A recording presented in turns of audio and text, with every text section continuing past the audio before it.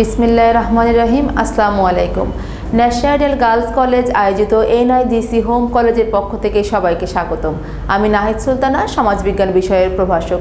প্রিয় শিক্ষার্থীরা, আমরা পাঠদান করছি সমাজবিজ্ঞানের তৃতীয় অধ্যায়ে বিভিন্ন ব্যক্তিদের জীবনী সম্পর্কে।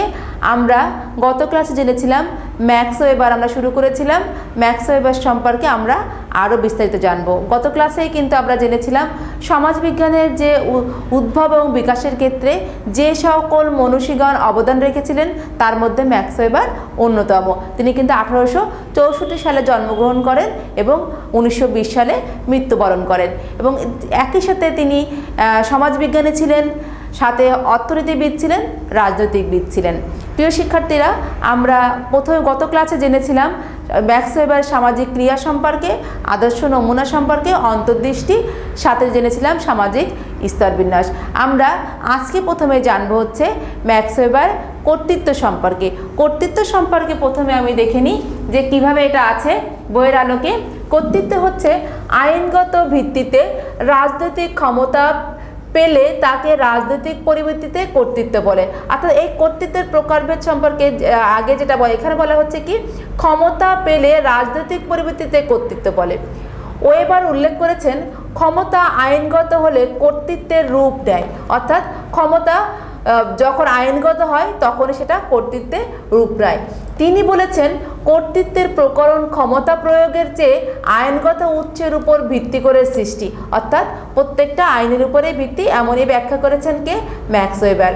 কর্তৃত্বের 3টি বিশুদ্ধ রীতি ওয়েবার শনাক্ত করেছেন। একটি কি ঐতিহ্যগত কর্তৃত্ব, আরেকটা হচ্ছে সম্মোহনী কর্তৃত্ব, আরেকটা যুক্তিসঙ্গত আইনগত কর্তৃত্ব। তাহলে প্রথমে আমরা জানছি কি ঐতিহ্যগত কর্তৃত্ব। ঐতিহ্যগত কর্তৃত্ব হচ্ছে এই প্রসঙ্গে বলেছেন এখানে আনুগত্য স্বীকার করে ব্যক্তির আদেশের জন্য বরং প্রথার প্রতি ব্যক্তিগত আনুগত্যের জন্য। অর্থাৎ খেয়াল করো প্রিয় শিক্ষার্থীরা, ঐতিহ্যগত কর্তৃত্বটা হচ্ছে সেই কর্তৃত্ব, অর্থাৎ এখানে বলা হচ্ছে কি যে নিয়মে চলে আসে সেই নিয়মেই আবার চলে যাওয়া, মানে নিয়মটা মেনে চলা। যেমন বছরের পর বছর যদি কোনো নিয়ম মেনে চলে বা কোনো কর্তৃত্ব থেকে থাকে কোনো ক্ষমতা কারোর কাছে, সেই ক্ষমতাকে যখন আমরা মেনে নিই তখন কিন্তু এখানে বলা হয় কি ঐতিহ্যগত কর্তৃত্ব। অর্থাৎ যে কর্তৃত্বটা আমরা বহুদিন ধরে মেনে চলে আসছি, নিয়ম অনুসারে যেটা আছে সেইভাবেই, যেটাকে আমরা বলছি ঐতিহ্যগত কর্তৃত্ব। এরপরে আছে সম্মোহনী কর্তৃত্ব। আসলে প্রিয় শিক্ষার্থীরা, সম্মোহনী কর্তৃত্বটা হচ্ছে এরকম একটা কর্তৃত্ব যেটা হচ্ছে নিজের আচরণ, নিজের ব্যবহার বা নিজের কর্মকাণ্ড দিয়েই প্রভাবিত করতে হয়। অর্থাৎ যে আমি যে কর্তৃত্বটা পেলাম সেটা আমার যোগ্যতা দিয়ে আমি অর্জন করতে পারছি। অর্থাৎ আমার এমন একটা কাজ, যে কাজটা আমি অন্যদেরকে দিয়ে করাতে চাচ্ছি, সে কাজটি যদি আমি করিয়ে নিতে পারি সেটা কিন্তু আমার কর্তৃত্ব। অর্থাৎ এই ক্ষেত্রে কি হয়, যে কাজটি করে তার কিন্তু কোনো ইচ্ছার কোনো মূল্য এইখানে থাকে না। যে কাজটি করায়, অর্থাৎ যার উপরে কর্তৃত্ব আছে সেই বিষয়টাকে দেখে, এরকমই কিন্তু ম্যাক্স ওয়েবার ব্যাখ্যা করেছেন। এরপরে যেটা আছে যুক্তিসঙ্গত আইনগত কর্তৃত্ব। আসলে যুক্তিসঙ্গত বলতে আর আইনগত যেটা হচ্ছে এটা একদম সকল সমাজের জন্য সমান যে কর্তৃত্ব, অর্থাৎ আইনগত কর্তৃত্ব, যে আইনের মধ্য দিয়ে, নিয়মের মধ্য দিয়ে যে বিষয়টা চলে আসবে, যে ক্ষমতাটা সে পাবে, সেটা হচ্ছে কি এই যুক্তিসঙ্গত আইনগত কর্তৃত্ব। অর্থাৎ এটা সবার জন্য সকল সমাজে সমান থাকবে। ম্যাক্স ওয়েবার এই 3 ধরনের কর্তৃত্বের কথাই কিন্তু উল্লেখ করেছেন। এরপরে যেটা আছে আমলাতন্ত্র। আসলে আমলাতন্ত্র সম্পর্কে প্রথমে যেরকম এসে অফ সোশ্যোলজি গ্রন্থে কিন্তু আমলাতন্ত্র সম্পর্কে ম্যাক্স ওয়েবার ব্যাখ্যা বিশ্লেষণ করেছেন। এবং আমলাতন্ত্র, যে আমলা, ব্রুক্রেসি শব্দটি কিভাবে এসেছে এটাও কিন্তু আমি তোমাদের লাইভ ক্লাসে ব্যাখ্যা করেছি। ব্রুক্রেসি শব্দটি কিন্তু ফরাসি শব্দ ব্রু এবং গ্রিক শব্দ ক্রেটিয়েন থেকে এসেছে, যার অর্থ এবং বিস্তারিত বানান সহ তোমাদের আমি লাইভ ক্লাসে বলে দিয়েছিলাম। তোমরা সবাই মোটামুটি লিখেছো। এখন দেখো এই ব্রুক্রেসি সম্পর্কে বইয়ের আলোকে আমি যে কথাটি লিখেছি, ওয়েবার বিশ্ব ইতিহাসের বিভিন্ন পর্যায়ের সমাজ ব্যবস্থার উপর আমলাতন্ত্রকে সুসংঘবদ্ধ ও পদ্ধতিভিত্তিক বিশ্লেষণ করেছেন, করে এর কতগুলো সার্বজনীন বৈশিষ্ট্য নির্দেশ করেছেন। প্রিয় শিক্ষার্থীরা, গত ক্লাসেও আমি বলেছি, লাইভ ক্লাসেও বলেছি, আমলাতন্ত্রটাকে আদর্শ নমুনার মধ্য দিয়ে কিন্তু ইমেল ডুরখেইম ব্যাখ্যা বিশ্লেষণ করেছিলেন এবং এই ম্যাক্স ওয়েবার এমন সুন্দর করে আমলাতন্ত্রকে ব্যাখ্যা বিশ্লেষণ করেছিলেন যে এই ব্যাখ্যার জন্যই কিন্তু যে এত সুস্পষ্ট সুনির্দিষ্ট ব্যাখ্যা ম্যাক্স ওয়েবারের মতন আর কেউ দিয়ে যেতে পারেননি। দেখো এরপরে কি লেখা আছে, এজন্য তার প্রদত্ত আমলাতন্ত্রকে আদর্শ প্রকৃতি সংগঠন বলা হয়, অর্থাৎ আদর্শ প্রকৃতি বলা হয়। আমি কিন্তু আগে যেটা বললাম, আমলাতন্ত্রটাকে কিন্তু ম্যাক্স ওয়েবার আদর্শ নমুনার মধ্য দিয়ে ব্যাখ্যা বিশ্লেষণ করেছিলেন।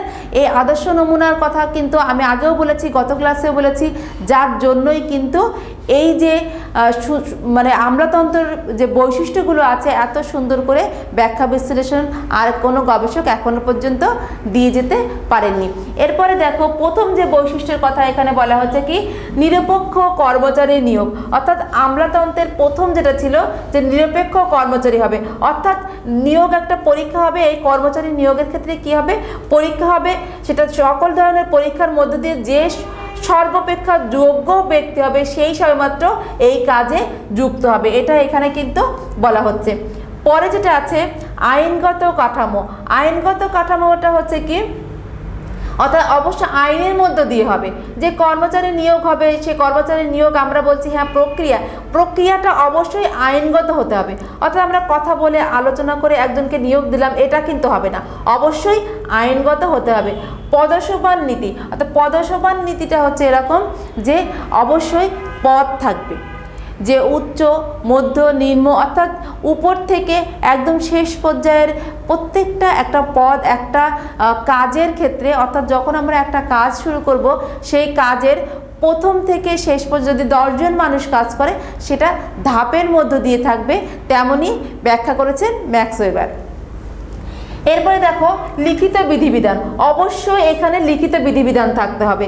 লিখিত বিধিবিধান না হলে যে আমি আজকে এখানে নিয়োগ দিয়েছি, কালকে আমরা বলছি যে না আমরা তো তাকে রাখবো না, আসলে এরকম হবে না। অবশ্যই কি করতে হবে, লিখিত একটা নিয়ম নীতি এখানে থাকতে হবে। এরপর হচ্ছে প্রশিক্ষণের ব্যবস্থা, অর্থাৎ এদের অবশ্যই এই কর্মচারীগুলোকে কি করতে হবে, প্রশিক্ষণের ব্যবস্থা করতে হবে। এরপরে হচ্ছে পদোন্নতির ব্যবস্থা, অর্থাৎ আমরা যে পদে আমরা গেলাম, নিয়োগ হলাম, সেই পদেই বহাল থাকবো না। আমার কর্ম, আমার দক্ষতা, আমার মেধা দিয়ে আমি কি করব, আমার জায়গাটাকে উপরের দিকে নিয়ে যাব, এটাও কিন্তু থাকতে হবে, এমনই ব্যাখ্যা করেছেন ম্যাক্স ওয়েবার তার আমলাতন্ত্রে বিষয়ে। এরপর হচ্ছে ব্যক্তিগত ও অফিসিয়াল জীবনের পৃথকীকরণ, অর্থাৎ এইখানে বলা হচ্ছে এরকম যে আমরা নিয়োগ হচ্ছি, সকল নিয়ম মানছি, কিন্তু যখনই আমরা কর্মকাণ্ডে যাচ্ছি তখন একটা ব্যক্তিগতভাবে কারোর সাথে আমার সম্পর্ক আছে, আমরা কি করছি যে ও একটা ভুল করেছে বা অন্যায় করেছে, আমরা মনে করছি যে না ও তো আমার অনেক কাছের মানুষ, আমরা ওর অন্যটাকে ধরবো না। এজন্যই কিন্তু বলা হচ্ছে যে যখনই এখানে নিয়োগ হবে তখন ব্যক্তিগত এবং অফিসিয়াল সম্পর্ক হবে পৃথক, অর্থাৎ ব্যক্তিগত সম্পর্ক বাইরে, আর যখন আমরা প্রতিষ্ঠানের ভিতরে চলে যাব তখন আমাদের একেবারে অফিসিয়াল একটা সম্পর্ক থাকবে, এটাই ম্যাক্স ওয়েবার বলেছেন। এরপরে দেখো ক্ষমতা গ্রহণের নির্দিষ্ট পর্যায়ক্রম, অর্থাৎ ক্ষমতাটা কার কাছে থাকবে, এই ক্ষমতাটা কার কাছে থাকবে এটা কিন্তু এই পদসোপানের উপরে অনেকটা নির্ভর করে। অর্থাৎ যার যে পদ আছে এই পদের সাথে কিন্তু এই ক্ষমতাটা গ্রহণ থাকবে। অর্থাৎ আমার পদ প্রথম পর্যায়ে আছে কিন্তু আমার ক্ষমতা নাই, এটা হবে না। ম্যাক্স ওয়েবার বলতে চাচ্ছেন পদের সাথে ক্ষমতাটাও পর্যায়ক্রমে নির্দিষ্ট থাকতে হবে। এরপরে যেটা আছে আমলাতান্ত্রিক সংগঠনের কার্যক্রম সম্পাদনের নির্দিষ্ট পদ্ধতি, অর্থাৎ যে প্রত্যেকটা পদ্ধতি থাকতে হবে, যে কর্মচারী নিয়োগ হোক আর পদসোপান, প্রত্যেকটা পদ্ধতির মধ্য দিয়ে আমাদেরকে যেতে হবে। কর্মের যৌক্তিক সংগঠন, অবশ্যই এটা যৌক্তিক হতে হবে, নিয়ম নীতির মধ্য দিয়ে হতে হবে কর্মের কাজ। এরপরে যেটা আছে ভাতা বা পেনশন, অর্থাৎ আমলাতন্ত্রের সর্বশেষে যেটা আছে অবশ্যদেরকে পেনশন দিতে হবে। প্রিয় শিক্ষার্থীরা, আমরা আজকে জানছিলাম ম্যাক্স ওয়েবার কর্তৃত্ব আর আমলাতন্ত্র সম্পর্কে। কর্তৃত্ব এবং আমলাতন্ত্র সম্পর্কে কিন্তু আমরা লাইভ ক্লাসেও আলোচনা করেছি। এই যে আমলাতন্ত্র সম্পর্কেও কিন্তু আমরা বলেছি আমলাতন্ত্রের এই যে পয়েন্টগুলো, বৈশিষ্ট্যগুলো, তোমাদের পাঠ্য বইয়ের ভিতরে কিছু বৈশিষ্ট্য আছে আর কিছু নাই। লাইভ ক্লাসেও আমি বলেছি যে যেহেতু নাই আমি দিয়ে দিব, তোমরা এখান থেকে এখন সংগ্রহ করবে, তাহলে তোমাদের মনে রাখতে সুবিধা হবে। প্রিয় শিক্ষার্থীরা, আজ এই পর্যন্তই। আজকের ক্লাস থেকে যদি কোনো জিজ্ঞাসা থাকে অবশ্যই জিজ্ঞাসা করবে এই ফোন নাম্বারে 07416033360। এছাড়াও ফেসবুক, মেসেঞ্জার বা হোয়াটসঅ্যাপে যোগাযোগ করতে পারবে। সবাইকে ধন্যবাদ, ভালো থাকো, সুস্থ থাকো, আল্লাহ হাফেজ।